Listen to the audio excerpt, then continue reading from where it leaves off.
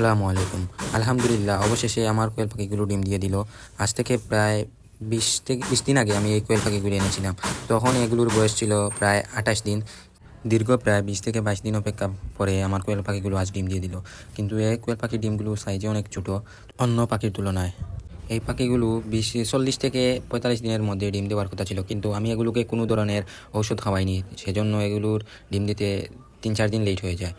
একদিকে আমার একটি খুশি সংবাদ, একদিকে আমার একটি দুঃসংবাদ চলে এলো। আমার পুরনো যে কোয়েল পাখি ছিল, এক পাখিগুলোর মধ্যে একটি কোয়েল পাখি মারা গেছে। অনেকেই বলবেন যে একটি কোয়েল পাখি মারা গেছে, এটা আর কিসের দুঃসংবাদ।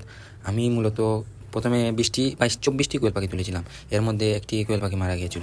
এটা অনেক ছোটো খামারই বুঝবে, একটি কোয়েল পাখি মারা যাওয়া মানে 100টি কোয়েল পাখি মারা যাওয়ার সমান। তুলনামূলক পাখি কম, তাই একটি কোয়েল পাখি মারা গেলে লাগে অনেকগুলো কোয়েল পাখি মারা গিয়েছে।